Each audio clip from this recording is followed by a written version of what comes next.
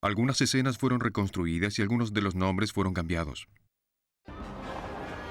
Una tormenta de invierno convierte una carretera en Vermont en una helada trampa mortal. ¿Estás bien? Sí.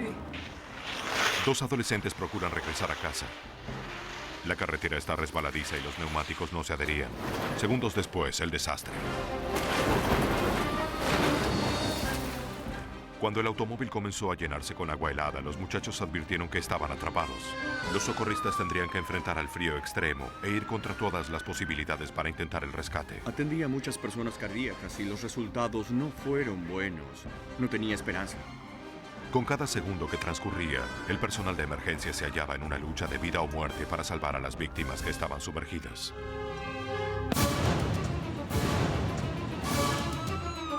Zona de peligro.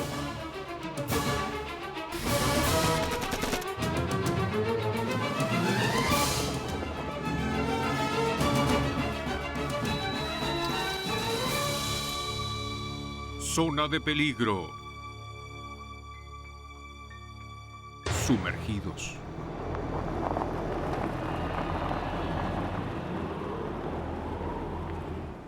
Era el 22 de noviembre de 1999, pocos días antes del Día de Acción de Gracias. Una tormenta de nieve temprana cubrió de blanco a Newfane, Vermont. El servicio meteorológico había lanzado una alerta para los desplazamientos por la región. Se había generado una condición peligrosa para los conductores conocida como hielo negro. Una delgada capa de agua congelada que adquiere el color de la superficie que tiene debajo. Lo que parece una carretera normal en realidad es una pista de patinaje sobre hielo. Aquella noche muchos automovilistas tenían solo un pensamiento en mente.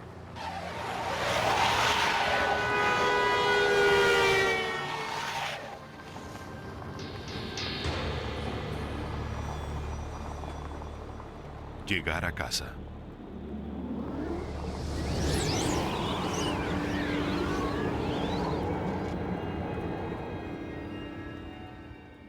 Aunque parara de nevar, transcurrirían horas hasta que las carreteras rurales de Newfane, una pequeña ciudad en la que todo el mundo se conoce, pudieran ser limpiadas y cubiertas de sal. Alrededor de las 7 de la tarde, George Place y su compañero de clase Caleb Record finalizaron su práctica de básquetbol en la escuela. ¿Me llevas? ¿Te desviarás? Caleb acababa de ingresar al equipo de la universidad y era el octavo de su clase. Hacía 2 años que los jóvenes eran amigos. El clima era gélido y los muchachos no llevaban abrigo. Vivían a solo 11 kilómetros de allí.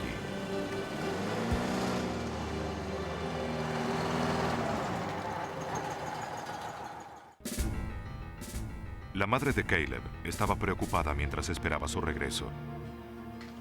Las carreteras eran a menudo impredecibles en esa época del año, especialmente para los conductores inexpertos. El clima era horrendo. Caleb no estaba acostumbrado a conducir con nieve y me preocupaba que las cosas se complicaran. Las carreteras estaban resbaladizas y por ello había riesgos.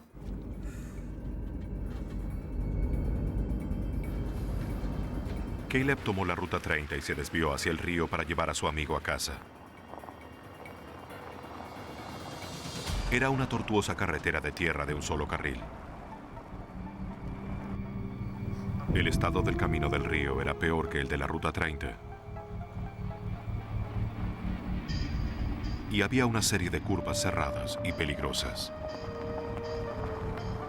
¿Estás bien? Sí, sí. No puedo ver nada. Está bien, amigo. Todo está bien. Caleb pronto advirtió que el auto no respondía como lo hacía normalmente. ¿Lo tienes, amigo? Sí, sí, estaré bien. Tranquilo. La carretera del río era mucho más peligrosa de lo que había imaginado. Cuando pisó el freno, el auto se encontraba en una zona de hielo negro y siguió avanzando. El vehículo no se detuvo. ¡Cuidado! Los muchachos aterrados se sujetaron cuando chocaron con el montículo de nieve.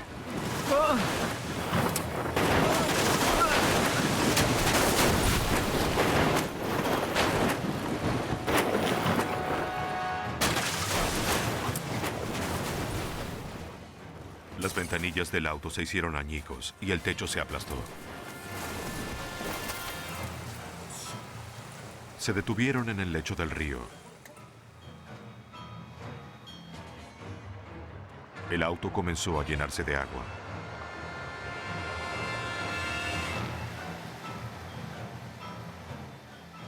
Los jóvenes quedaron atrapados, sumergidos en el agua helada.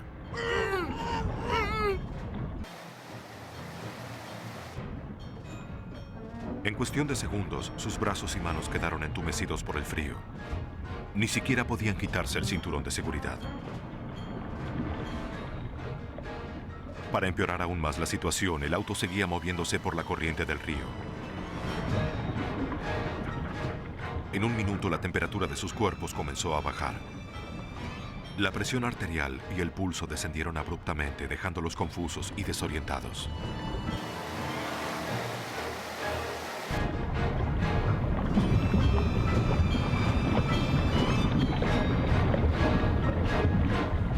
Finalmente, George logró quitarse el cinturón. Caleb permanecía atrapado. Habían estado bajo el agua helada conteniendo su respiración durante casi 2 minutos. George sabía que si sus pulmones no recibían aire en cuestión de segundos moriría. Hizo lo único que podía hacer. Se abrió paso fuera del auto.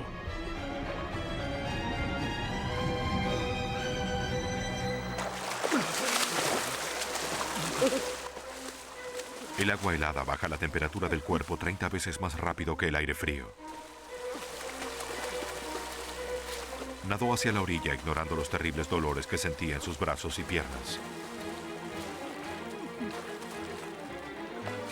Comenzaba a sufrir el shock hipotérmico. Sus reflejos fallaban. Si no conseguía ayuda de inmediato, ¡Caleb!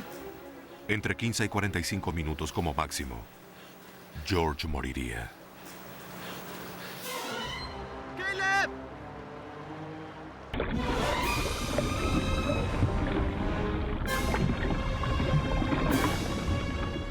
Sin embargo, reunió la fuerza para llamar a su amigo. ¡Caleb!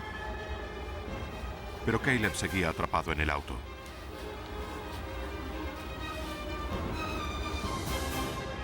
Dado que el auto se hundía más en el río, George supo que debía hacer algo. ¡Caleb! ¡Caleb!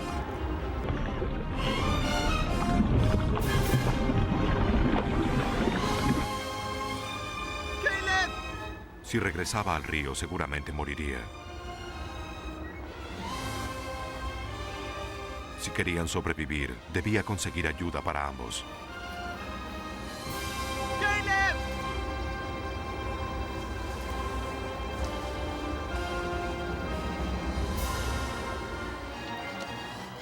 George llegó finalmente a la Ruta 30, pero no había automóviles en la carretera.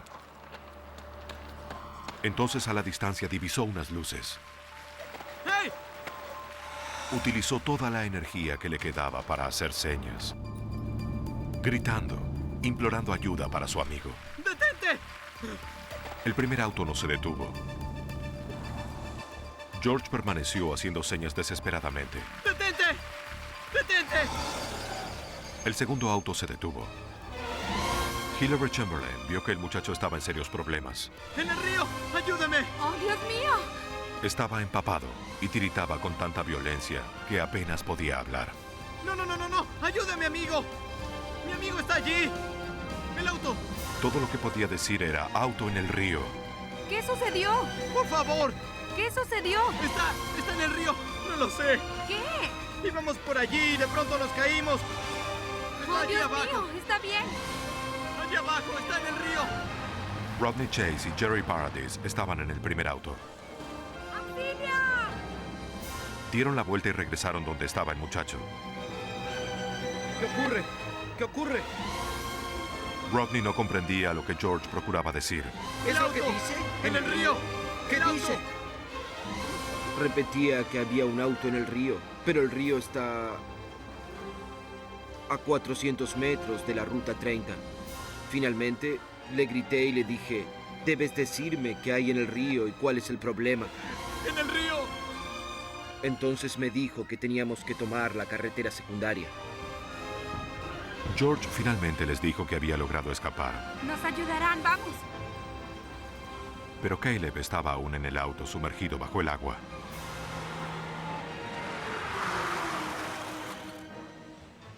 Hillary llevó a George dentro del auto. Todo estará bien. Era evidente que estaba congelado. Sabía que necesitaba ayuda. Jerry y Rodney tomaron el camino de tierra.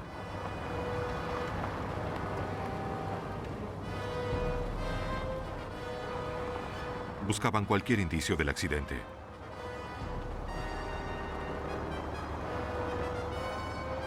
Cuando llegaron a una curva cerrada, vieron marcas de neumáticos que se dirigían hacia el río.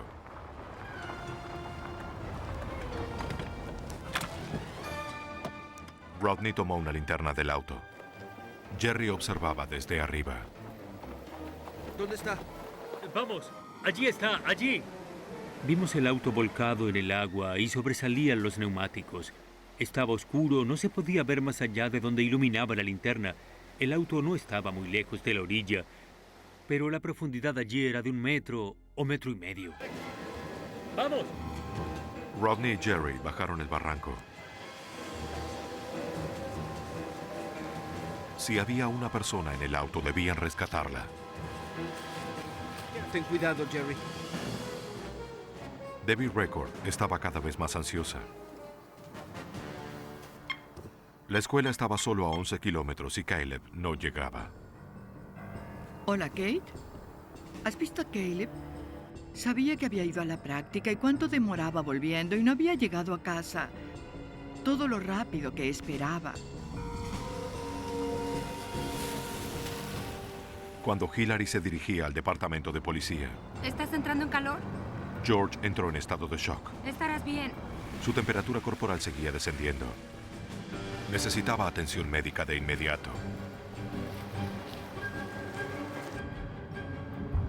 Caleb había estado sumergido casi 15 minutos. Su cuerpo estaba helado. Estaba inconsciente. O peor aún. Ten cuidado, Jerry. Bien. Estaba aterrado. Era un barranco empinado y no estaba seguro de lo que encontraríamos cuando llegásemos, porque no sería nada bueno. Eso suponía yo. ¿Hay alguien aquí? Eso parece. El barranco era muy empinado y sin muchos árboles o arbustos, pero era escarpado y teníamos que bajar como fuera porque era, en verdad, una situación muy difícil. Cuidado. Lo tendré. Cuidado, Jerry. Cuidado. Eso es. Está bien, baja despacio, tú Eso también. es. Cuidado.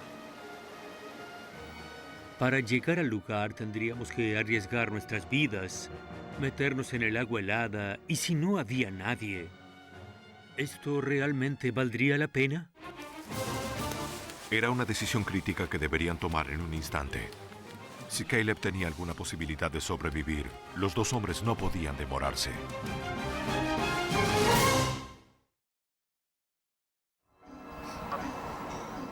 Era el 22 de noviembre en Newfane, Vermont.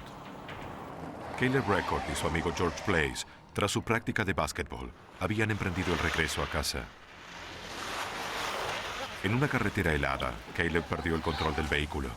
Bajaron dando vuelcos un barranco de más de 30 metros y cayeron en el río helado.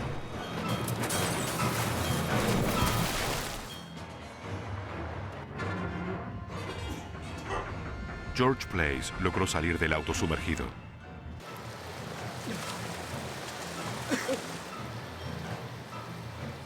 Subió el barranco y fue en busca de ayuda. Hizo señales a Rodney Chase y Jerry Paradis. ¡Aquí! Los dos hombres debían decidir ahora si se sumergirían ellos mismos en el agua helada. Con cuidado.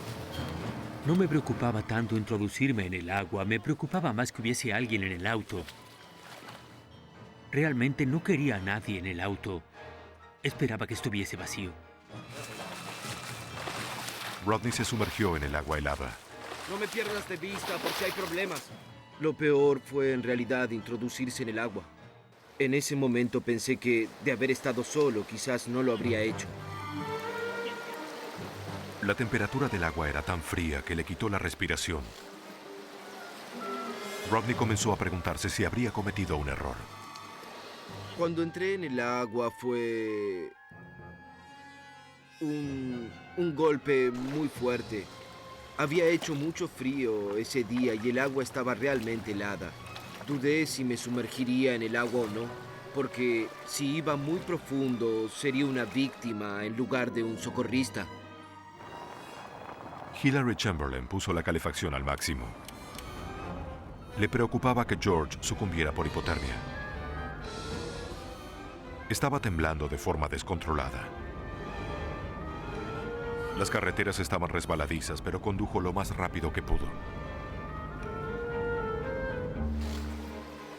Finalmente Rodney llegó al auto e intentó abrir la puerta bajo el agua. No me pierdas de vista, Jerry. No se abría. La puerta tenía seguro.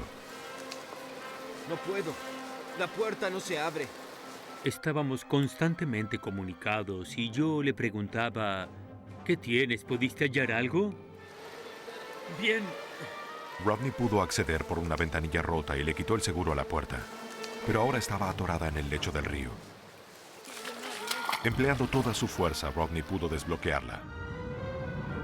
Llegó al interior del auto y sintió una mano humana fría. Alguien estaba atrapado en el interior. Rodney intentó jalar el cuerpo, pero este no se movió. Me dijo, creo que tenemos algo.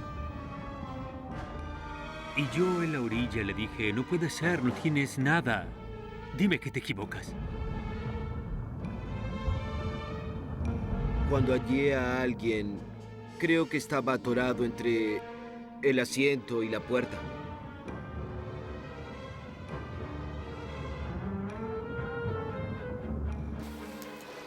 No importaba lo fuerte que jalara, no podía sacar al cuerpo del auto. La puerta no se abre. En ese momento me acerqué un poco para ver quién estaba. Abramos la puerta. Miré con la linterna para estar seguro y vi un cinturón y unos jeans. Entonces supe que había alguien. ¿Hay alguien aquí? ¡Sí! Está atorado. En realidad pensé que tendría que meter mi cabeza bajo el agua para intentar llegar a él, lo que no quería hacer porque temía quedar atrapado en el auto. Hillary finalmente llegó al departamento de policía con George Place, que sufría de hipotermia. Bien. Enseguida regreso. ¿Puede ayudarme? Por favor, ayúdenme. Hubo un accidente en el río. Hillary informó a la operadora sobre el accidente, Atención. quien llamó al departamento de bomberos de Newbrook. Necesito un equipo de rescate. Vehículo volcado con probable víctima en su interior. ¿Puede ayudarme con él? Los bomberos enviaron sus vehículos de rescate. En 2 minutos estaban camino al lugar.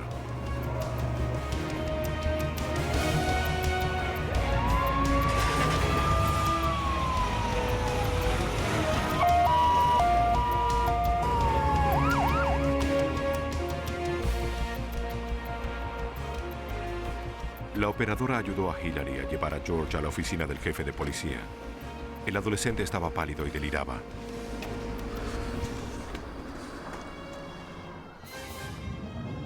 En el río, Rodney seguía intentando jalar el cuerpo de Caleb del auto sumergido, pero el cinturón de seguridad se lo impedía. ¡Vamos, vamos! Estaba inquieto. En ese momento sentí miedo de verdad. No estaba seguro de lo que haríamos.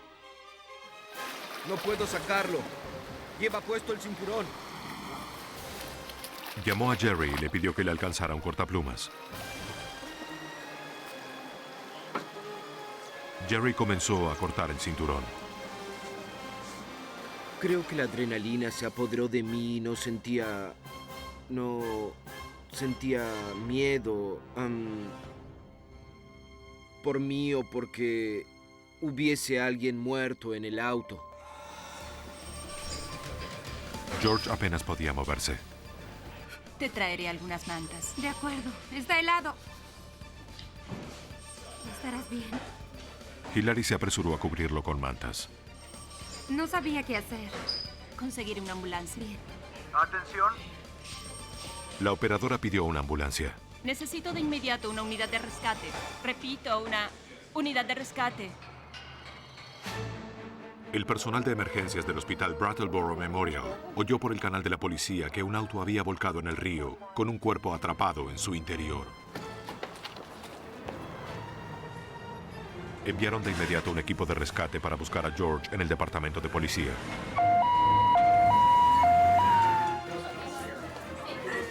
Diane Vergara, una enfermera de emergencias, alertó al personal de inmediato. No había tiempo que perder.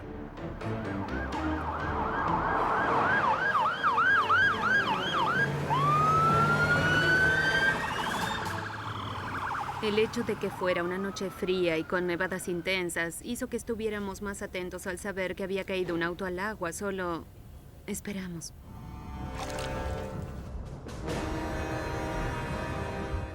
Jerry usó su cortaplumas para cortar el cinturón de Caleb. Sacaron al muchacho del auto. Es difícil moverse a uno mismo y más aún poder sacar a una persona. Estuve allí un par de minutos y casi no pude llegar a la orilla. Está saliendo. Juntos lo llevaron a la orilla. Cuidado. Me fue difícil poder volver a la orilla. Pero mi primo me sujetó de la mano y me jaló y así pude sacar el cuerpo fuera del auto. No se ve bien. Caleb no respiraba, parecía muerto. Mi primera impresión fue que habíamos sacado un cadáver del agua. Estaba azul, frío, inerte, rígido. No se lo veía nada bien.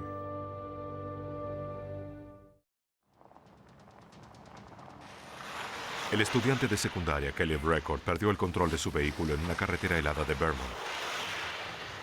Volcó por un barranco y cayó en las aguas heladas de un río.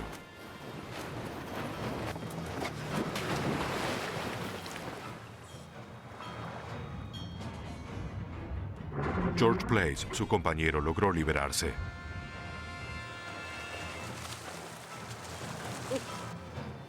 Pudo trepar el escarpado barranco en un intento desesperado por conseguir ayuda para su amigo. En la carretera, George hizo señas a Rodney Chase y Jerry Paradis. Los dos hombres pudieron rescatar a Caleb del agua, pero el muchacho no respiraba. En verdad no podía verlo bien, lo que quizá fue mejor. Solo recuerdo que la persona estaba realmente fría y pálida. Jerry sabía hacer reanimación cardiopulmonar y comenzó a hacerlo. 1, 2, 3, 4, 5. Comenzamos a hacer compresiones en el pecho y si alguien hacía las compresiones, otro debía hacer la respiración. Entonces busqué un equipo de reanimación y comencé a hacerle respiración boca a boca. 1, 2, 3, 4. Caleb no respondía. 1, 2. Cuando le estaba haciendo reanimación, oí un estertor y la respiración que salía, nunca lo olvidaré. Olía muy mal. Era tan intenso. Luego supe que el estertor quizás se debió al agua que se había introducido en sus pulmones. ¡Vamos, rápido! A pesar de la respuesta limitada de Caleb, los hombres prosiguieron con la reanimación cardiopulmonar. Cuando se hace reanimación cardiopulmonar a alguien, existe una posibilidad, especialmente con el agua fría. En el departamento de policía, George Place era cargado en una ambulancia. Su temperatura corporal había descendido a 34 grados.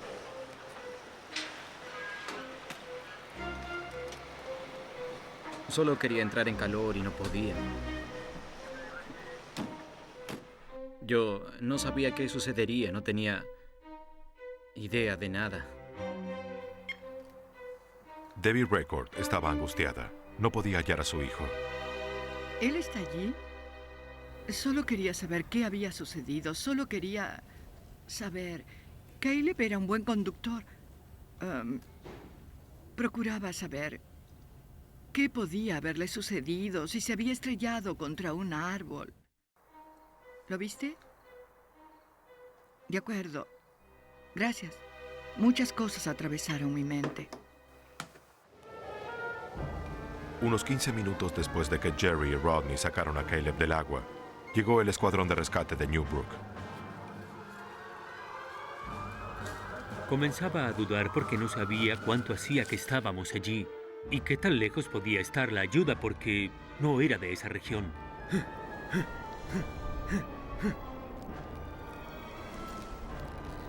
El bombero Mike Fontaine se hizo cargo de Jerry. Prosiguió con las compresiones en el pecho de Caleb. 5, vamos. Estaba muy asustado, no sabía qué haríamos. Me parecía que estaba viendo un muerto por primera vez. Debo decir que no me gustan los funerales y no suelo asistir a ellos, pero lucía como los muertos que he visto. Llegaron los cuerpos de bomberos y de rescate. En realidad, le hice reanimación cardiopulmonar porque estaba entrenado para eso y mientras lo hacía, todo indicaba que estaba muerto.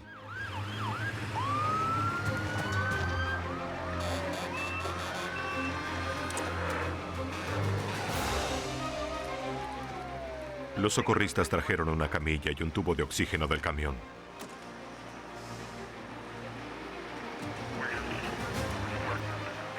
Para trasladar a Caleb deberían bajar cuerdas al barranco nevado. Era una pendiente escarpada y tuvimos que bajar varias cuerdas y también a gente hasta el río y hacer una especie de cadena para subirlo. Fue muy difícil.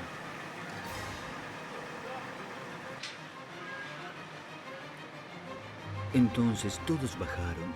Fue increíble que nadie resultara herido al bajar el barranco porque era muy escarpado.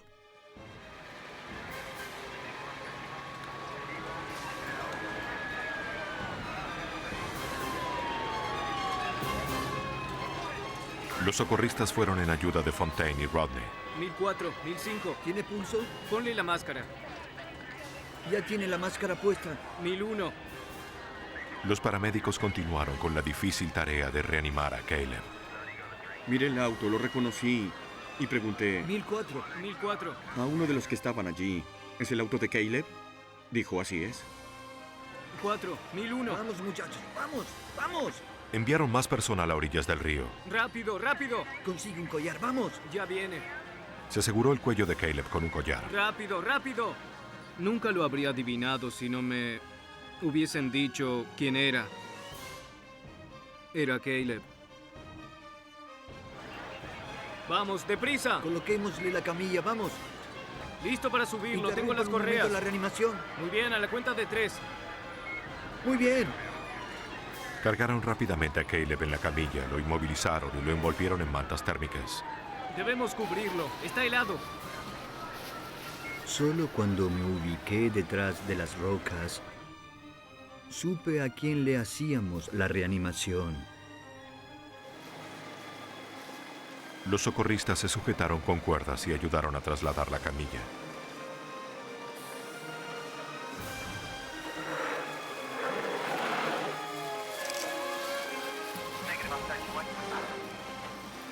Lentamente pero en forma segura, Fontaine y los otros socorristas subieron a Caleb y treparon el peligroso barranco. Para ser franco, no tenía esperanza.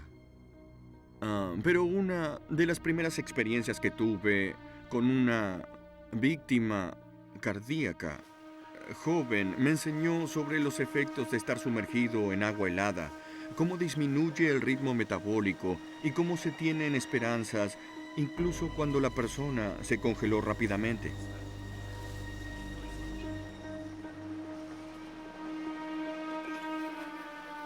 Y comenzaron a subir por un lado la camilla y por el otro ellos mismos. Fue un momento muy difícil. Un paso. Un paso.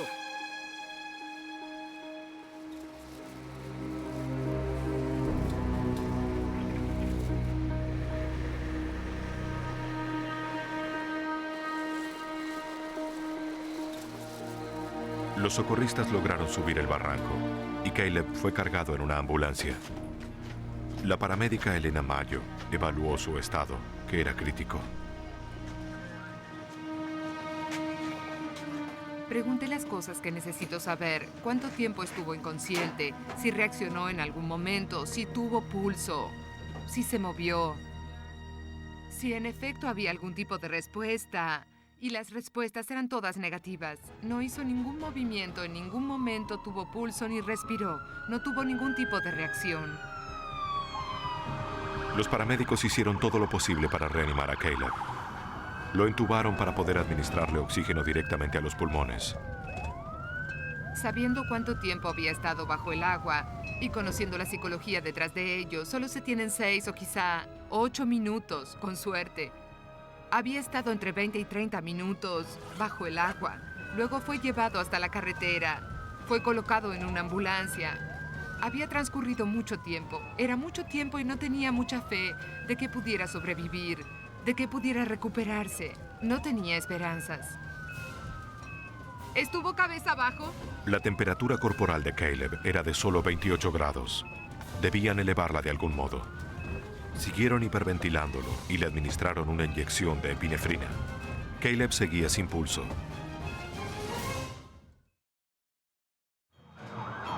Entonces los socorristas llevaron al joven al hospital Bradley Boro. No tenía signos vitales, nada. El desfibrilador indica si existe la posibilidad de actividad cardíaca, si indica que no hay nada. Y no había nada. Solo seguíamos llamándolo por su nombre y diciéndole, vamos, regresa. Después de varios minutos de reanimación, presentó una actividad cardíaca leve. Vamos a despejarlo. El desfibrilador dice, presencia de actividad. ¡Oh! Lo que fue fantástico. Y entonces la máquina comenzó a silbar. Un sonido cada vez más alto a medida que se acumula una carga. Entonces dice, presionar descarga. Se presiona el botón y da... Presione descarga. Una descarga. Entonces el corazón de Caleb volvió a funcionar. Entonces, tiene pulso. El paramédico tuvo que decirnos que nos calmáramos. No habíamos concluido.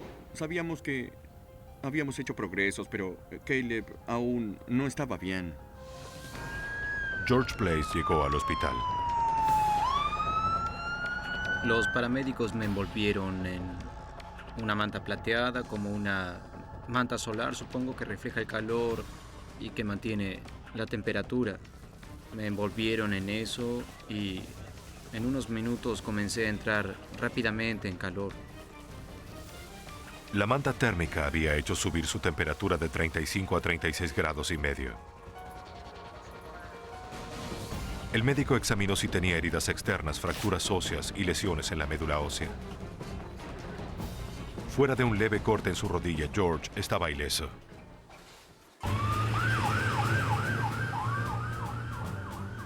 Entonces Caleb llegó al hospital.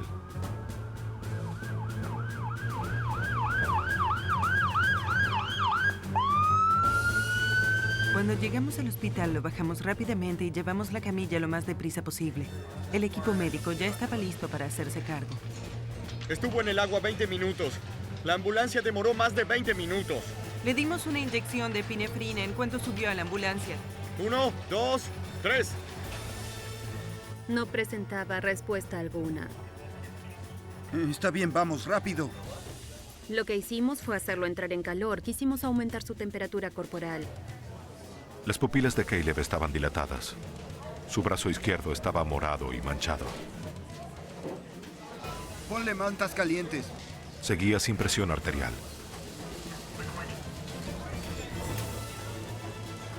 Su temperatura era de 33 grados. Trae una manta. Necesitaban subirla.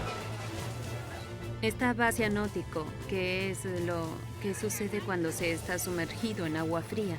Debemos subirle la temperatura. Traigan otra manta. Sadie, ¿por qué no llamas a Steve? Debbie Record, la madre de Caleb, seguía preguntándose dónde estaba su hijo. Debbie pidió a su hija Sadie que llamara a los amigos de Caleb. Práctica de básquetbol y... Ajá. No había terminado de decir esto cuando un auto estacionó frente a la casa. Era el bombero Wayne Wynot.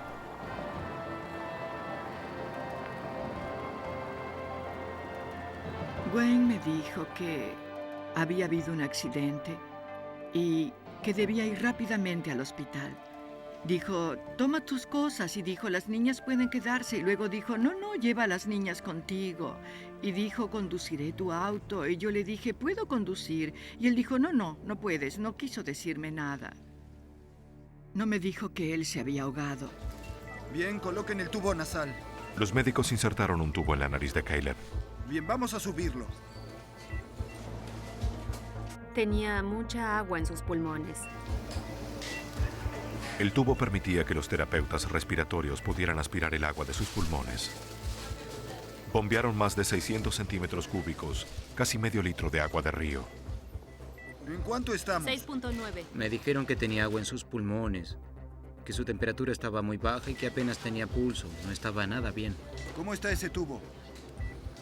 Le dieron a Caleb 2 ampollas de bicarbonato de sodio para bajar su nivel de acidez. Para la presión arterial, una inyección de dopamina. Se le administró dopamina para estimular la presión arterial. La presión arterial sube. Finalmente tuvieron una leve lectura. El corazón y la respiración de Caleb se estaban estabilizando, pero necesitaría más exámenes para determinar si había daño en otros órganos. Está La regresando. presión sanguínea regresa. Habían hecho todo lo posible en ese pequeño hospital.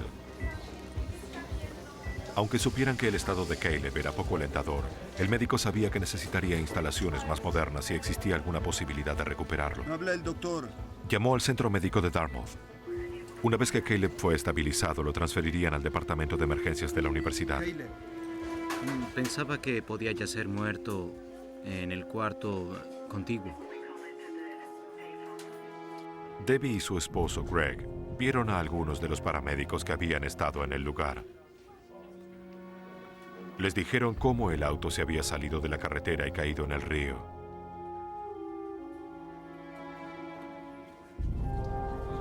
En ese momento no lo sabía, pero entonces comenzaron a llegar al hospital y a nuestra sala, y entonces supe que se había ahogado. Era obvio.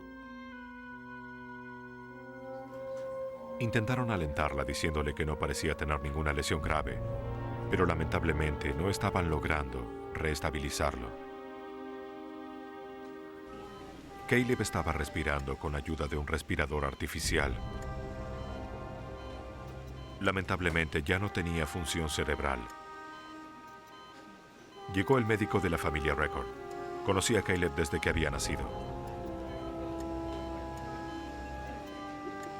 Sí, lo veremos. Vamos a examinar sus pupilas. Ambos médicos supieron que tendrían que comunicar la terrible noticia sobre el estado de Caleb a la familia del muchacho. La realidad era que Caleb probablemente no sobreviviría.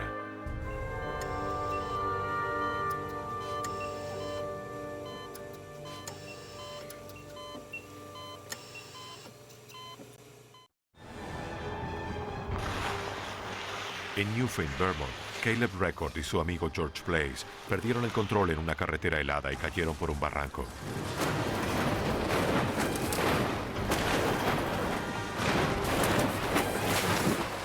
Su auto se hundió en el río. George pudo liberarse, pero Caleb estuvo sumergido durante casi 20 minutos.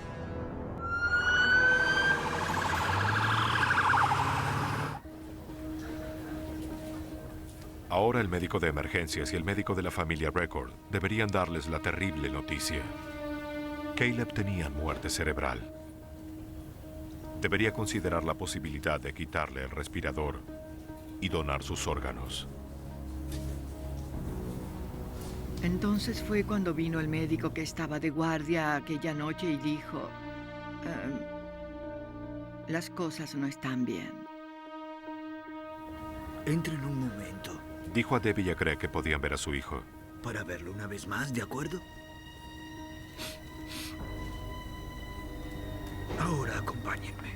Dijo que tenía las pupilas dilatadas y que no tenía respuesta. Definitivamente existía un daño y que deberíamos ir a despedirnos. Los Record no podían creer lo que le había ocurrido a su hijo. Debbie intentaba ver si Caleb estaba aún allí.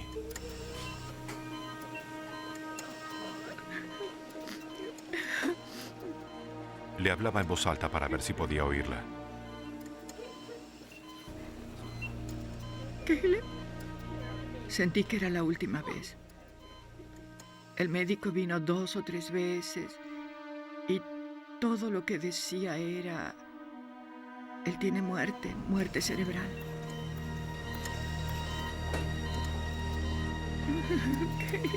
Caleb le apretó la mano a Debbie. Oh, apretó mi mano. Cada vez que le hablaba en voz alta, le apretaba la mano. Dije, él apretó mi mano. Y también, mira esto, si hablo aprieta. Ahora no podemos desahuciarlo. El centro médico de la Universidad de Hanover, New Hampshire, contaba con el equipamiento de reanimación que necesitaban. Me dio cierta esperanza. Dije, no puede tener muerte cerebral si aprieta mi mano cuando le hablo. Caleb llegó al centro médico Dartmouth. Sobrevivió al viaje, pero su estado seguía siendo crítico. Está 10 puntos encima. Le di una inyección de epinefrina hace unos 40 minutos. Esperaremos. Cualquier traslado es un riesgo, especialmente en el estado en el que estaba. Cualquier cosa podía cambiar. No sabíamos cuánto había estado en el agua. Hay tantos imponderables. De cualquiera que esté sin respuesta, como lo estaba Caleb, se diría que no está tan estable como para trasladarlo. Pero nunca se sabe qué puede suceder en el camino. Puede suceder algo en cualquier momento. No sé qué pensaba. Tenía el presentimiento de que él regresaría. Durante toda la noche lo que menos hicimos fue dormir. Por momentos llorábamos y nos abrazábamos y solo procurábamos pasar la noche y ver lo que nos deparaba la mañana. Una inflamación cerebral. El doctor Levin informó a los Records sobre el estado de Caleb. Durante la recuperación de ese tipo de lesión, el cerebro se inflama. Y como el cerebro está en un espacio cerrado y rígido como nuestro cráneo, no hay demasiado espacio para la inflamación. El cerebro ejerce una fuerte presión sobre sí mismo, lo que puede causar el daño cerebral. Está bien, doctor, de acuerdo. Durante toda la noche, el médico y su equipo siguieron controlando a Caleb. De acuerdo, lo haremos así. Cuando llegó la mañana, Caleb estaba aún con vida. Lentamente comenzó a mejorar. 2 días después del accidente, el especialista consideró que Caleb podía respirar sin ayuda. Le quitó el respirador. Miren su pecho. Caleb comenzó a respirar. Sí, está respirando. Está bien. Oh, Dios. Fue algo asombroso. Todos se pusieron tan felices. Buen trabajo, Caleb. Entonces, pocos días después del accidente, Caleb se despertó. Incluso comenzó a caminar. Se lo digo a la gente directamente. Presencié un milagro. Lo vi con mis propios ojos y lo veo día a día. Es la única explicación que puedo dar y la única en la que creo. Fue un milagro. Al pensar que fue hace un tiempo y ahora puede caminar y hablar, pienso en mi fuero íntimo Soy una luchadora. No podía darme por vencida. Amén. Amén. Caleb hizo rehabilitación y logró una mejoría notable. En junio se graduó en la secundaria. En la actualidad, Caleb asiste a la universidad y trabaja a medio tiempo. Solo tiene una cosa que decir a quienes lo rescataron. Querría agradecerle a todos, pero obviamente no puedo, porque tantas personas me ayudaron. Solo quiero decirles gracias de nuevo. Sin embargo, para el padre de Caleb hay una persona que merece el mayor reconocimiento.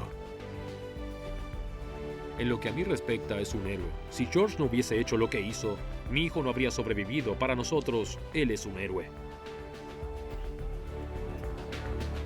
Para George Blaze, la vida es suficiente recompensa. La vida es maravillosa. Estoy agradecido por vivir y agradezco que Caleb esté vivo.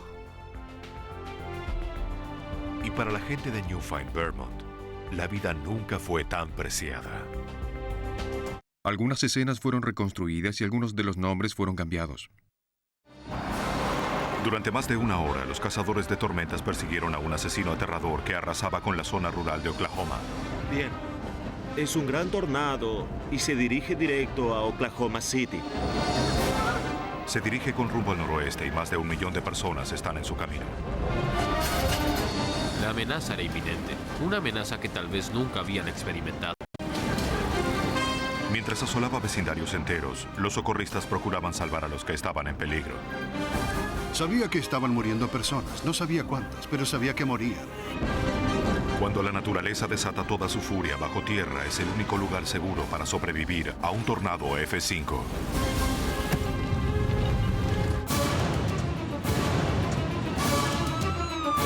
Zona de peligro.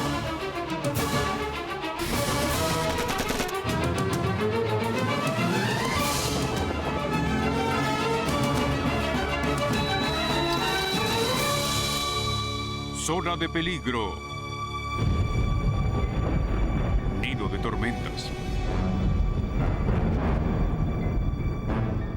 Cada año, terribles tormentas azotan a Oklahoma desde marzo hasta julio.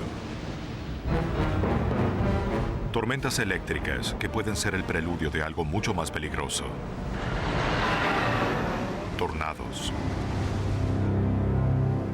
En la tarde del 3 de mayo de 1999, en el Servicio Meteorológico Nacional de Oklahoma, el meteorólogo David Andra estaba preocupado porque las imágenes satelitales revelaban una gran tormenta que estaba en gestación.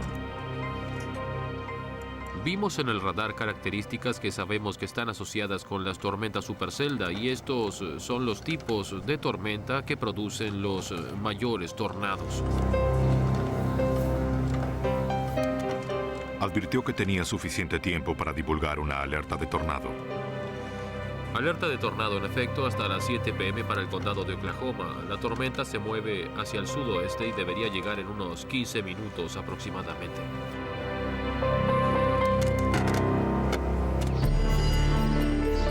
En un día tan caluroso, pocos habitantes de Oklahoma estaban preocupados por la posibilidad de un tornado. Sin embargo, la amenaza de una gran tormenta fue mencionada en las noticias de las 4. Buenas tardes, gracias por acompañarnos. Soy Kelly Ogle. Soy Robin Marsh, gracias por acompañarnos. Tenemos una alerta meteorológico en Oklahoma en este día. Gary, desde el Servicio Meteorológico con las novedades. Gracias, las condiciones son bastante propicias para el desarrollo de una fuerte tormenta. Es más, se están gestando algunas ahora y tendremos amenaza de fuertes tormentas, granizo y algunos tornados esta tarde. En el vecindario de Green Bear Lake, al sur de Oklahoma, Cecilia Bogan, una maestra de escuela, y su madre Bobby acababan de llegar de su trabajo. Bobby estaba concentrada calificando unos exámenes. Mientras Cecilia estaba revisando su correo electrónico, la TV estaba encendida en las noticias, pero Bobby y Cecilia no le prestaban mucha atención. Era solo un murmullo de fondo. Lo vemos por radar, allí lo tienen. Gary England es el meteorólogo más conocido de Oklahoma. Hacía más de 25 años que presentaba el informe del clima. Val te hablará. De acuerdo, te escucho. Aún con última tecnología del radar Doppler, no podían estar seguros de que el tornado fuera a tocar tierra. England se puso en contacto con el rastreador de tormentas Val Castor para que fuera a sus ojos y oídos. No existe un radar que pueda decir si un tornado tocó tierra, pero tenemos a alguien allí a quien llamar y con quien hablar por radio. Por ejemplo, Val Castor es uno de los nuestros. Podemos preguntarle qué ves. Es algo esencial. Después de las 5 de la tarde, Val vio su primer tornado cerca de la pequeña ciudad de Cyril, a 125 kilómetros de Oklahoma.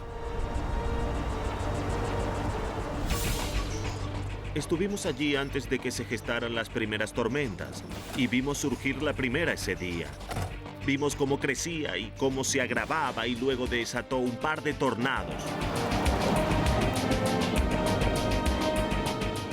El trabajo de Val era dar a Gary en el servicio meteorológico datos precisos para mantener al público informado. Dime qué ves, Val. Más de 1 millón de personas estaban directamente en el camino de la tormenta que avanzaba. La mayoría ignoraba aún la rapidez con la que aumentaba el peligro.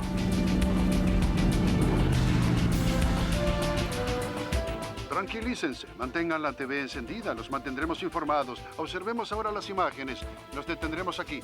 La tormenta se desarrolla rápidamente. Al sudoeste de Oklahoma, John y Dixie Simansky planeaban una tranquila velada juntos en su hogar. La TV estaba encendida en el canal 9 de Gary England, pero ni a John ni a Dixie les preocupaban las noticias. No sabía mucho sobre tornados. Soy de Nueva York. Cuando me mudé aquí me llamó la atención cuando daban una alerta por TV. Me puse nervioso las primeras veces, pero luego me acostumbré. Y por eso supongo que me volví confiado y luego no les presté demasiada atención. De acuerdo. Actualización. ¿Qué tienes, Val? De acuerdo, por lo que veo, esta cosa se organiza rápidamente. La rotación se tornó mucho más fuerte. Probablemente estamos a unos 1.200 metros de ella. Gary, tenemos un tornado que tocó suelo. Está a 3 kilómetros al oeste de Chickasha, moviéndose al noreste. Justo después de las 5:30 de la tarde, las condiciones climáticas empeoraron. Un gran tornado descendió cerca de la ciudad de Chickasha, a 70 kilómetros al sudoeste de la zona metropolitana. Ahora era un violento tornado categoría F2 de casi 500 metros de ancho. Cuando el tornado irrumpió en la pequeña ciudad, tomó por sorpresa a sus habitantes.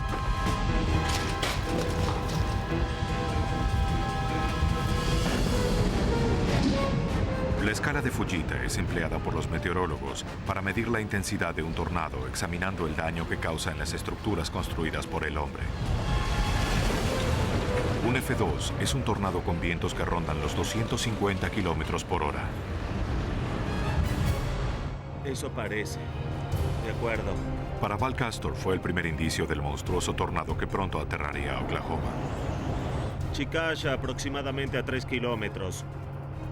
Después de que vimos el tercer tornado, supimos que probablemente esta tormenta estaba creciendo.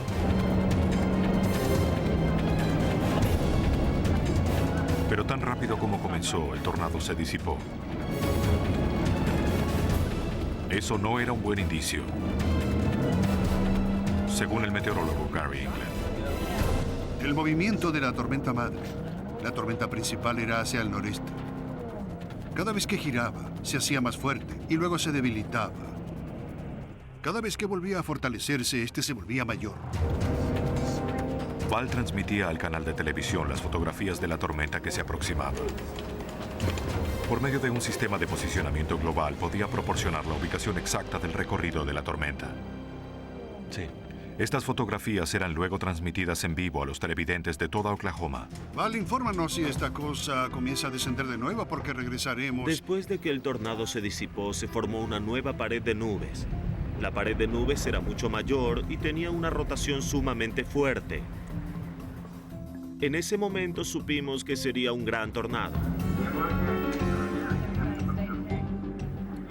Scott Branscombe, paramédico de reserva de la Fuerza Aérea, procuró ignorar el alerta meteorológico y disfrutar de una tranquila cena con su familia. Lo recuerdo perfectamente. Mi madre y mi hermana estaban más preocupadas que mi padre y yo por la tormenta. Pero yo no lo estaba demasiado. Es Oklahoma, es mayo, hay tornados constantemente. Uno se acostumbra cuando vive en Oklahoma. En cuestión de minutos se gestó otro tornado. Tierra y partículas fueron succionadas y lentamente fue formando una estela de destrucción. ¡Cielos! Esto es absolutamente sorprendente. Está arrojando fragmentos por todo el lugar. Si el tornado proseguía su curso actual, haría un impacto directo en Oklahoma. Como dije, está arrancando las cosas de cuajo. El embudo es pequeño, diría que no tiene más de 100 metros. Pero puedo decirles que aquí en Oklahoma Central deben tomar precauciones de tornado. Sabemos que en este momento tenemos 2 tornados. Aunque Gary England aconsejaba a los televidentes que se refugiaran, Bobby y Cecilia Bogan seguían ignorando el peligro.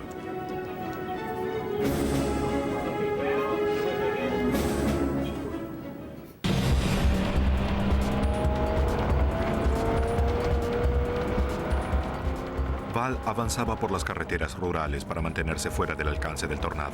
Ahora está a 2 kilómetros. A medida que se aproximaba, advertía su potencia mortal.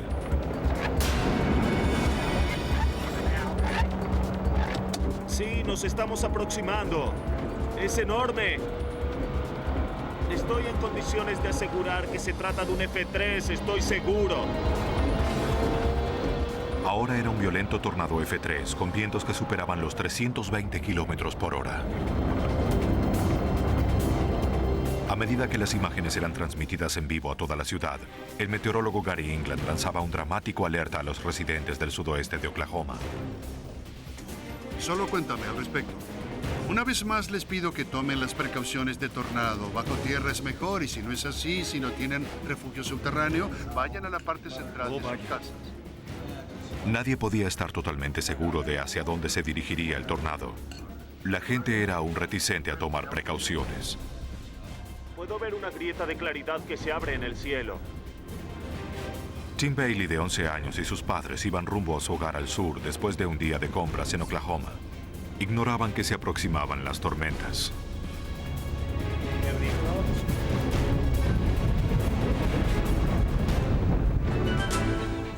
El meteorólogo David Andra lanzó una alerta de tornado en un intento más de atraer la atención de la gente.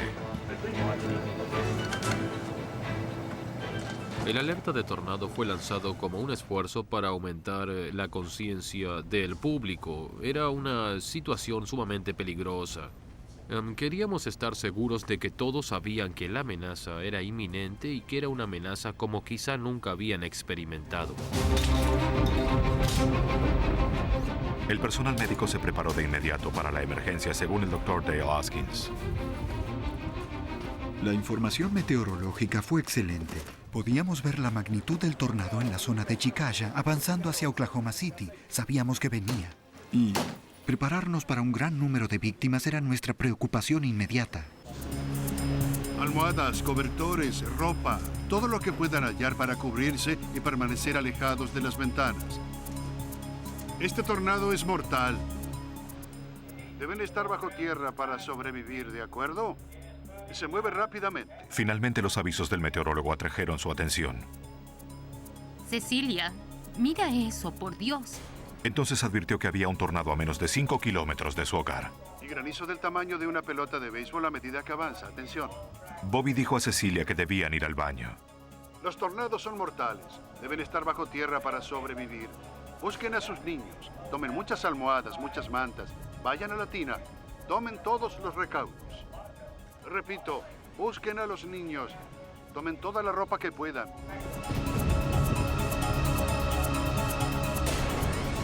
En el vecindario del sudoeste de Oklahoma, la reiteración del alerta meteorológico y las llamadas llenas de preocupación de parientes finalmente hicieron reaccionar a John y Dixie Simansky. ¿En el baño o en el dormitorio? No lo sé. Nos percatamos de la gravedad del tornado cuando las noticias dijeron que si no se estaba bajo tierra, no se sobreviviría.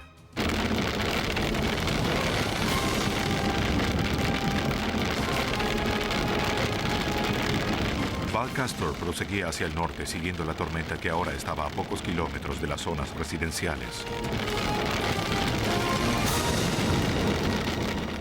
La policía bloqueó las calles al tránsito de civiles y Gary England advirtió entonces que se trataba de un F5.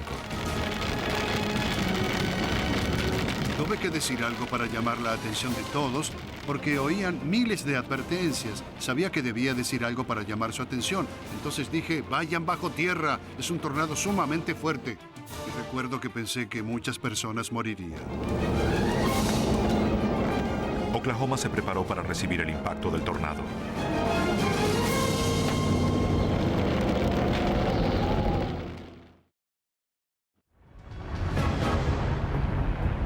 Al promediar la tarde del 3 de mayo de 1999, una serie de tormentas Super Zelda generaron más de 12 tornados al sudoeste de Oklahoma.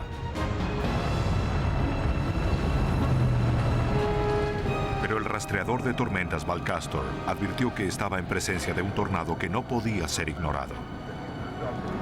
Muy bien, Jed. Déjame hablar con Gary. Transmitió sus inquietudes sobre el tamaño y velocidad del tornado directamente al meteorólogo del Canal 9, Gary England, quien estuvo transmitiendo minuto a minuto el acercamiento del peligroso tornado. Gary entendió por el tono de mi voz que no se trataba de un tornado común. Era un gran tornado y era sumamente destructivo. Esa cosa no disminuye, es un gran tornado y se dirige directo hacia Oklahoma City. Mientras proseguía hacia el nordeste, el tornado pasaba por pequeñas ciudades y zonas rurales. Ahora se dirigía directamente hacia Oklahoma, donde vivían más de 1 millón de personas.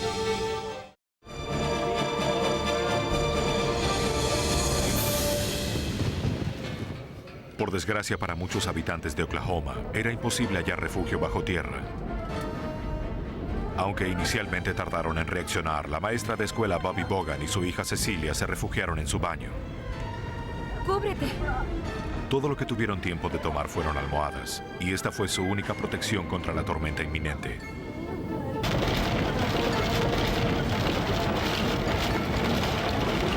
Estamos a 800 metros al sur. En el vecindario del sudoeste de Oklahoma, John y Dixie Simansky se refugiaron en su armario. Bajo la superficie. Esperaron 5 largos minutos pegados uno a otro. Los avisos de la televisión indicaban que el tornado se dirigía hacia su hogar. Claro que sí. Dixie y yo nos dijimos cuánto nos amábamos y antes de que hiciera impacto comenzamos a rezar. Oh, todo saldrá bien, te amo mucho. En el transcurso de 30 kilómetros, mientras el tornado se desplazaba de Chickasha hacia Bridge Creek, adquirió casi 1,5 kilómetros de ancho. También evolucionó hacia la categoría más letal en la escala de tornados, un F5, con vientos de 500 kilómetros por hora. El tornado pareció alcanzar su máxima intensidad aproximadamente a 510 kilómetros por hora. Generalmente una señal en forma de garfio en el radar indica un tornado lleno de precipitación. En este caso estaba lleno de casas, escombros y automóviles que volaban. Fue una experiencia horrible porque sabía que estaban muriendo personas. No sabía cuántas, pero sabía que morían. A medida que las sirenas del tornado comenzaron a sonar a su alrededor, Scott Branscombe y su familia se percataron de que su hogar estaba en medio del paso del tornado. Sin sótano, sabían que lo mejor era refugiarse en el cuarto interno o en una bañera. Para cubrirse de los escombros que caían, Scott y su padre llevaron un colchón a la bañera. Simplemente fuimos todos dentro del baño. Estábamos preparados y listos para lo que pudiera suceder o no. Tomamos algunos recaudos. Tim Bailey, de 11 años, y sus padres regresaban a su casa cuando vieron el tornado.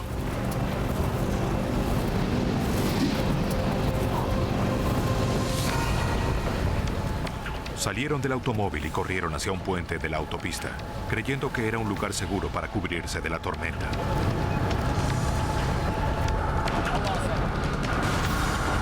El tornado iba en zigzag mientras se dirigía a la ciudad, complicando un pronóstico que era en realidad acertado. Gary, estamos entre 800 y 1000 metros. Está directamente al norte de nosotros. Bien. Creo que ahora está en la interestatal.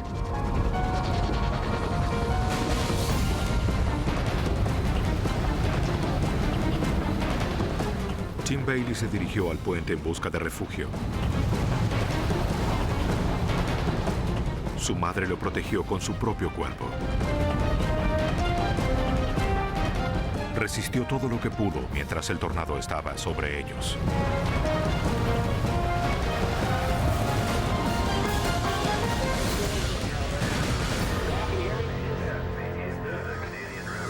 Los vehículos de emergencias comenzaron a dirigirse a las zonas afectadas, pero era difícil determinar la magnitud de los daños que el tornado había dejado a su paso.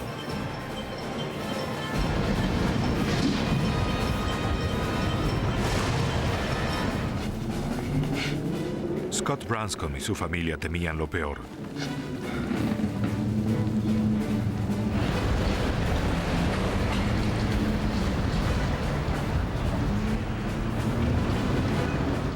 El rumor de la tormenta era ahora un estruendo ensordecedor.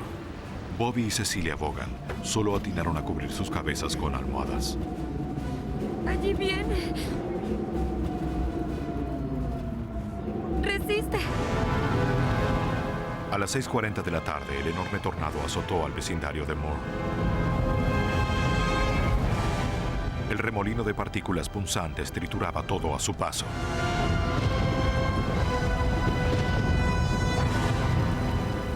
Mientras cruzaba la carretera interestatal, el tornado de 1,5 kilómetros de ancho golpeó de lleno contra la nueva casa de John Szymanski.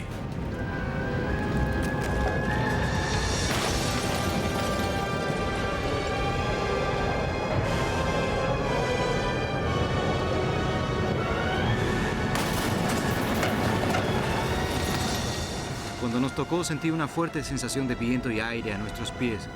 En ese momento supe que quizá tendríamos problemas. Estábamos en un cuarto interno. No había ventilación en el armario que proviniera desde el piso. Entonces nos percatamos de que la casa se estaba desmoronando, desintegrándose a nuestro alrededor. Cuando el enorme tornado finalmente llegó, la casa de los Szymanski explotó y la mano de su joven esposa se soltó de la suya.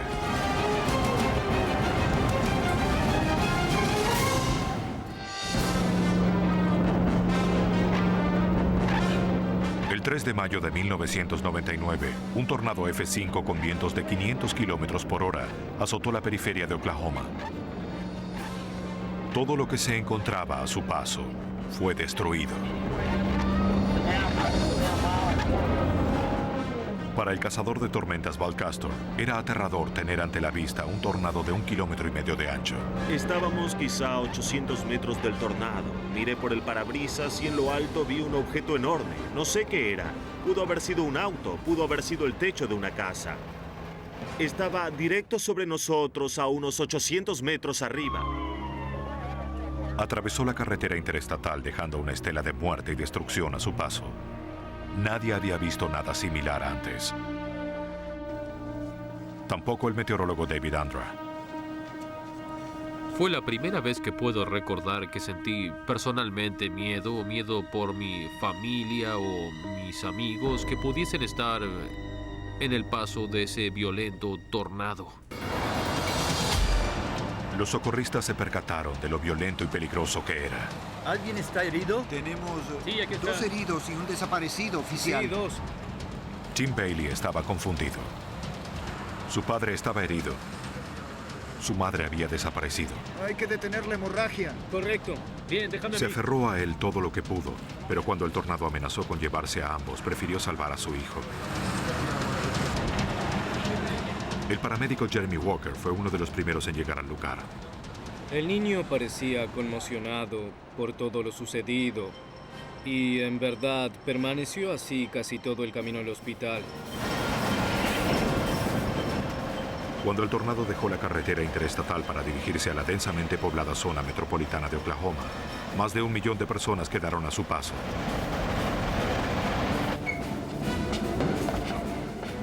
El paramédico de reserva de la Fuerza Aérea, Scott Branscombe, y su familia se habían refugiado en el baño.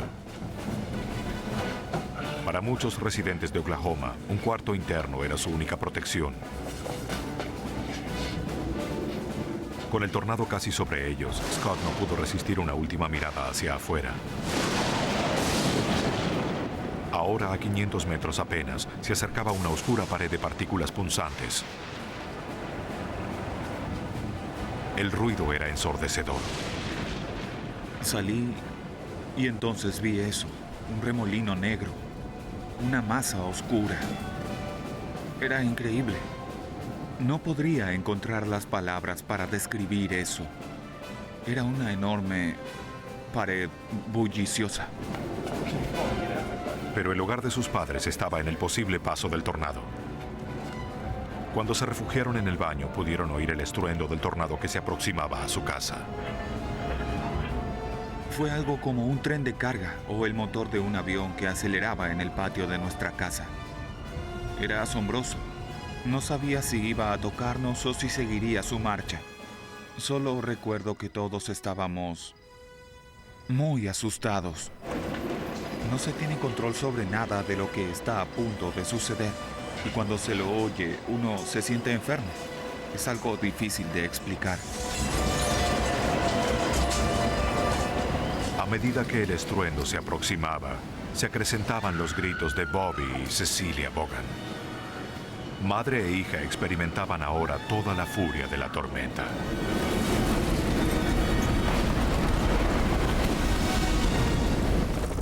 Los helicópteros de las noticias seguían informando mientras las explosiones y los cortocircuitos hacían erupción en toda la ciudad. Regresemos al helicóptero. Incluso el Canal 9 dejó de transmitir.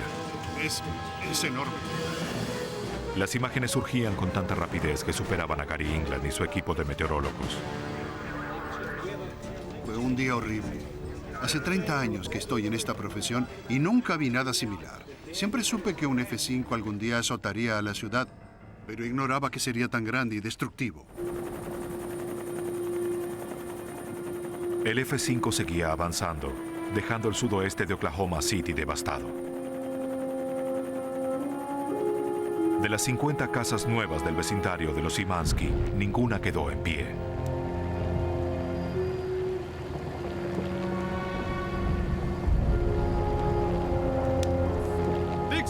John Simansky fue lanzado a 15 metros de su casa. Ahora buscaba con desesperación a su esposa. ¡Dixie! El rastreador de tormentas Val Castor estaba atónito por la destrucción. El daño era increíble. Nunca había visto semejante destrucción. Había casas de ladrillo, totalmente destruidas, arrancadas de cuajo de sus cimientos. Los automóviles eran una masa de hierros retorcidos, imposibles de reconocer. Había ejes de vehículos en la calle. Había ladrillos y partes de casas, tablas y vigas. Todo tipo de escombros esparcidos por todo el lugar. ¡Madre! ¡Madre! Cuando pasó la tormenta, lo único que quedó en pie fue la bañera. Cecilia pronto advirtió que su madre, Bobby, no estaba a la vista.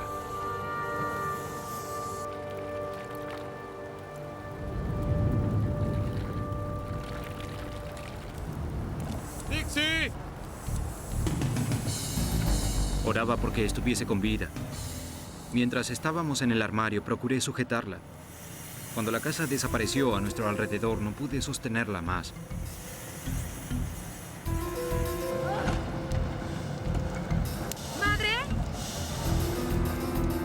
Oír maderas y vidrios que se rompían. Luego todo quedó en calma. Cuando levanté mi vista, todo había desaparecido.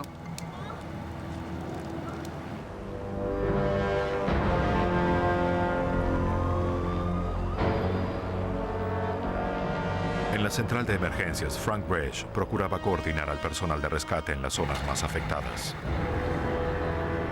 Llamaban de sus teléfonos celulares y no sabían desde dónde llamaban porque no había puntos de referencia, no había señales en las calles, no había casas, no había números en las casas. No quedaba nada que pudiera ayudarlos a identificar de dónde llamaban y dónde necesitábamos enviar las ambulancias.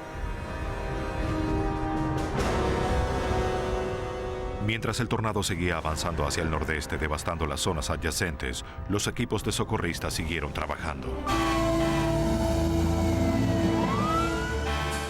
Sabiendo que había gente que necesitaba tratamiento médico inmediato, el paramédico Steve Sawyer corrió por su vecindario intentando ayudar como pudiera. Había avanzado menos de 500 metros cuando oyó a una mujer gritando. Estaba de pie en los restos de su casa y señalaba un colchón cubierto por madera y escombros. La mujer dijo que su pequeña hija estaba atrapada allí. Se la podía oír llorando allí. Estaba aterrada. Todos sabemos que cuando se oye a un niño llorar es un buen indicio. Cuando lloran significa que están respirando, que su corazón está latiendo. Hay que preocuparse cuando dejan de llorar porque algo sucedió, algo cambió. Sawyer la examinó en busca de lesiones y regresó a la niña a su madre, que aún estaba conmocionada. El tornado pasó a unos 60 metros de la casa de los Branscombe sin tocarla. Scott sabía que había un complejo habitacional en las cercanías donde podía haber más heridos. ¡Dixie! En toda la región, los ciudadanos desesperados buscaban a sus familias desaparecidas. Dixie. John Szymanski finalmente localizó a su esposa Dixie.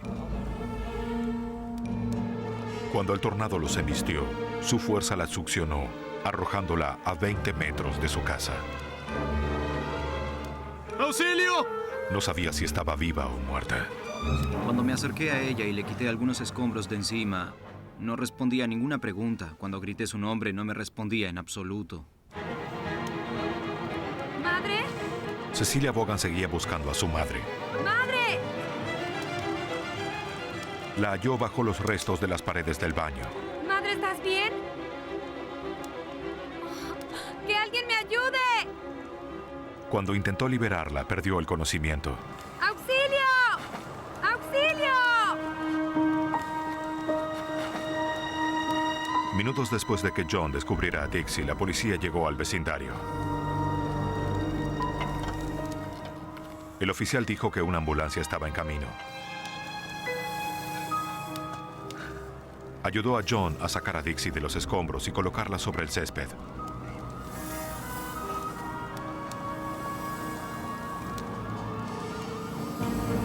¡Ayúdenme! El pedido de ayuda de Cecilia Vaughan finalmente fue oído por el paramédico Steve Sawyer. Ella había sobrevivido al tornado, pero su madre Bobby estaba bajo los escombros inconsciente. Sawyer pudo constatar que estaba malherida. Sabía que debía llevarla de inmediato al hospital.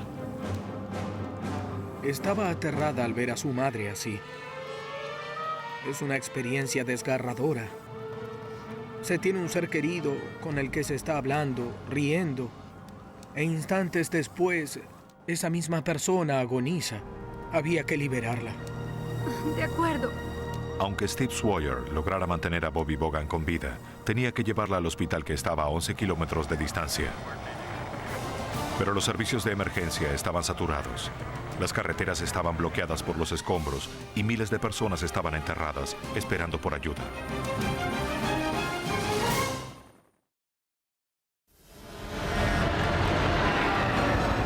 El 3 de marzo de 1999, un tornado F5 arrasó el corazón de Oklahoma, destruyendo vecindarios enteros.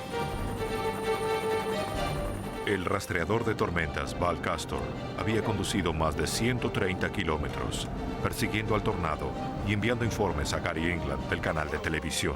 Más escombros, sí. Un momento terrible. Cuando el tornado finalmente comenzó a alejarse de la ciudad, Castor se percató de la magnitud de la destrucción a su alrededor. Yo sabía que tenía que hacer mi trabajo y tenía que lanzar una alerta, enviar la información a Gary sobre el tornado. Teníamos amigos y parientes que vivían en Oklahoma City y en Moore. Yo intentaba hacer mi trabajo, pero al mismo tiempo me preocupaba por mis amigos y parientes, por cómo los afectaría. En su propio vecindario de Green Bear Lake, al sudoeste de Oklahoma, Steve Sawyer intentaba rescatar a Bobby Vaughan. Estaba malherida, sus pulmones estaban llenos de sangre y fluidos. Los bomberos lo ayudaron a quitar los escombros de alrededor de Bobby y a colocarla sobre una camilla. Por desgracia, no podían ayudarlo a trasladarla al hospital. Sawyer estaba solo. Esperaba que llegara ayuda. Esperaba que llegara más ayuda. Ignoraba la magnitud del daño. Creí que era solo nuestro vecindario. Steve Sawyer estaba ahora en una carrera contra el tiempo. Sabía que no podría ayudar a Bobby mucho más. Por milagro, un conductor que pasaba, Gary Miller, se detuvo y le ofreció llevarlo al hospital. Miller estaba en camino a su trabajo en la escuela cuando pasó el tornado.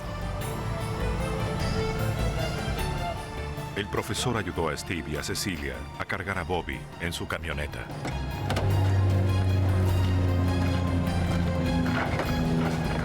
Con Sawyer arrodillado al lado de Bobby en la parte trasera, emprendieron el viaje. Gary England, atónito, no podía creer lo que veía. El azote del tornado terminaba tan pronto como había comenzado. Informemos. Algo está sucediendo. La tormenta principal se había disipado poco después de atravesar el corazón de Oklahoma, pero el daño ya estaba hecho. Parecía que se había librado una guerra. Había lugares en los que solo habían quedado los cimientos. Automóviles que eran solo una masa informe. Aunque podíamos verlo, era difícil expresarlo. Dios mío, esto pasó por aquí. ¿Cómo pudo suceder esto? Scott Branscombe llegó a uno de los lugares más afectados de Oklahoma. El gran tornado hizo impacto directo en un complejo habitacional en Moore. Había quedado completamente devastado. Había tablas, sillas, automóviles y ropas. Era increíble. Nunca había visto nada igual.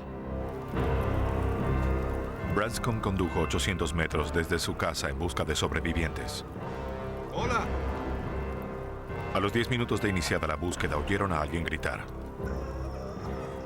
¿Está bien? Scott comenzó a hurgar entre los escombros y halló a una anciana de espaldas. Muy bien. ¡Ey! ¡Ayuda! Pidió ayuda.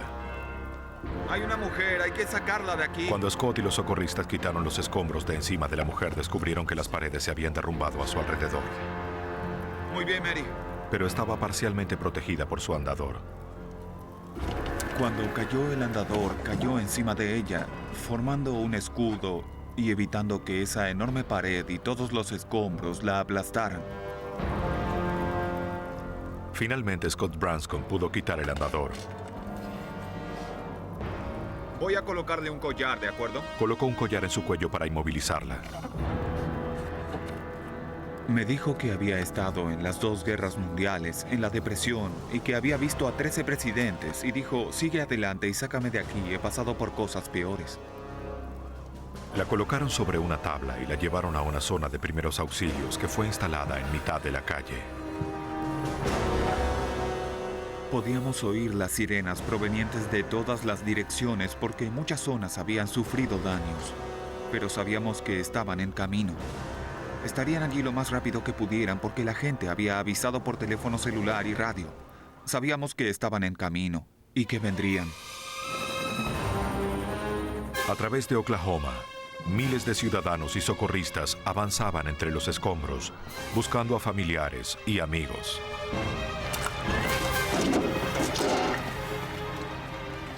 John Szymanski había conseguido una ambulancia para su esposa herida.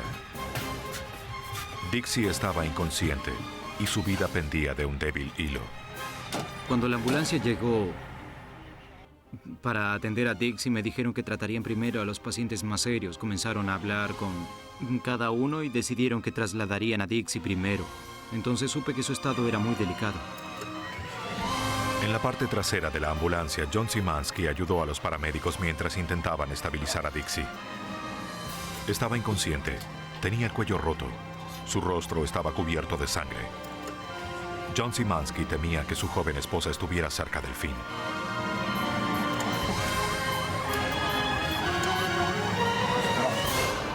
En el centro de salud Hillcrest, unos 100 heridos llegaron en la primera hora por todos los medios posibles. El Dr. Dale Askins dirigió los servicios de emergencia. Comenzamos a recibir víctimas antes de que el tornado llegara a Oklahoma porque vinieron de las comunidades que están ubicadas al sur y en el acto. Fuimos conscientes de que estábamos frente a un desastre con víctimas múltiples.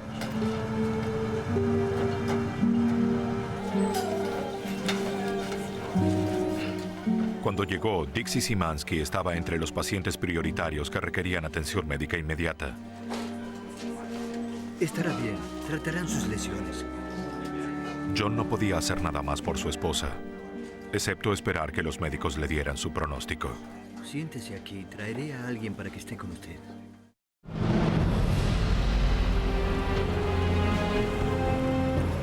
La camioneta con Bobby Bogan se abrió paso hacia el hospital en medio de los escombros. Steve Sawyer intentaba mantener a Bobby con vida.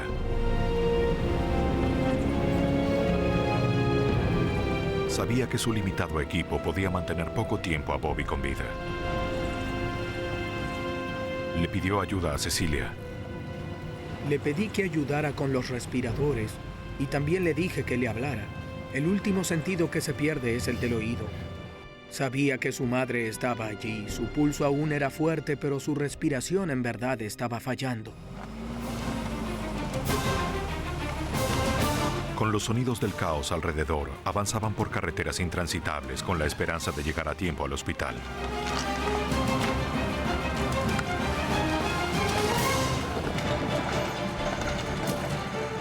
Cuando llegamos, Steve bajó rápidamente y comenzó a darles toda la información que tenía sobre ella. Y la llevaron a la sala de emergencias, pero sabía que había dejado de respirar cuando la llevaron. ¿Qué tenemos? Parece un paro respiratorio. La fuerza del tornado había sepultado a Bobby bajo las paredes de su casa, dejándola inconsciente. Tenía fracturas en clavícula, nariz y varias costillas.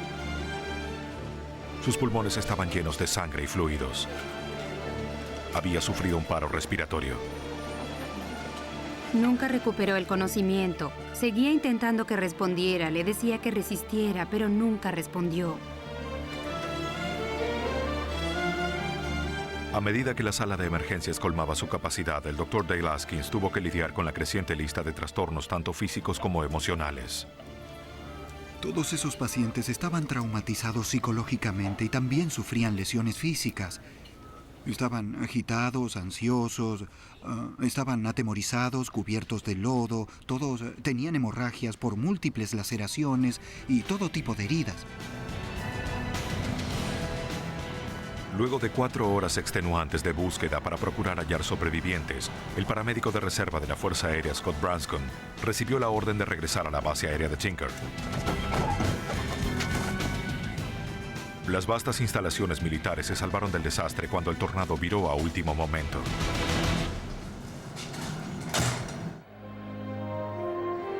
Tras las consecuencias del tornado, el ejército abrió sus puertas a la comunidad local, enviando equipos de búsqueda y rescate a las zonas afectadas por el tornado y brindando alimento y refugio a los sobrevivientes. Muy bien, de acuerdo, haremos lo siguiente. Se le asignó a Scott la tarea de asistir a varias víctimas del tornado.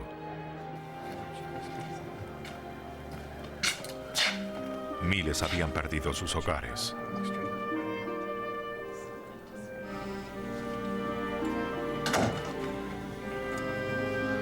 Cecilia Bogan recibió la noticia de que su madre sobreviviría. Para tranquilidad de Cecilia, fue llevada al hospital justo a tiempo. Mientras estaba en la unidad de cuidados intensivos, cada vez que se despertaba, preguntaba dónde estaba y qué había sucedido. Yo volví a contarle la historia del tornado, que tenía los hombros y las costillas rotas, y ella no recordaba nada de lo que había sucedido. John Simansky finalmente pudo ver a su esposa herida. Dixie apenas lo reconoció y no podía hablar.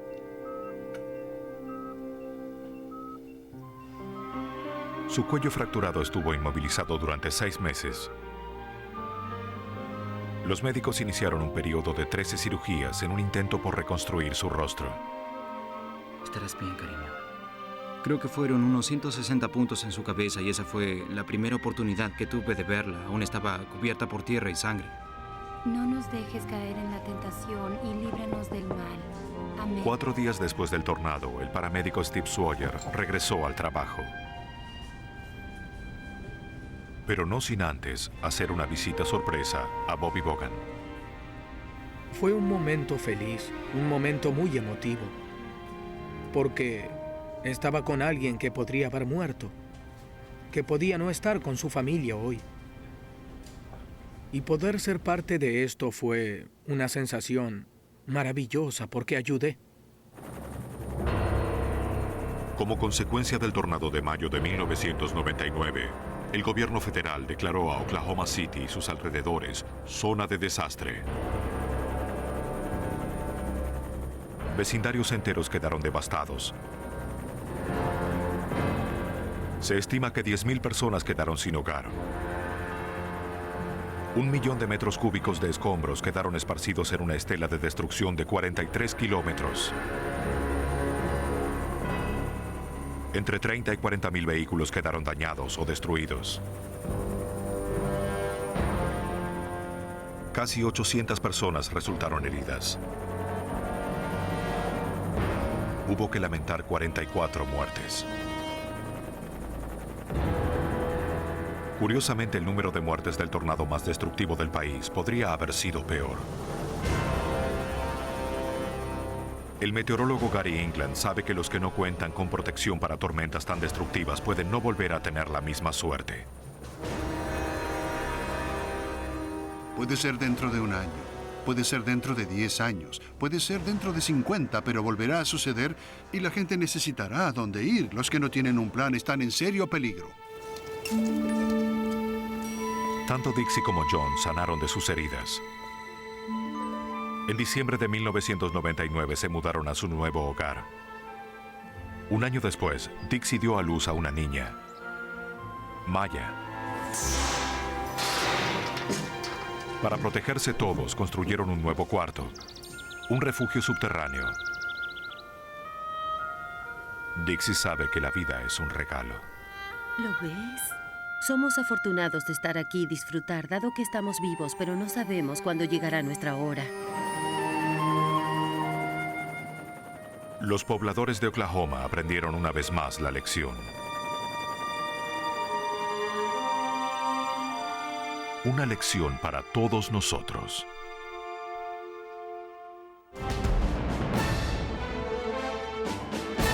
Versión en español, Palmera Records.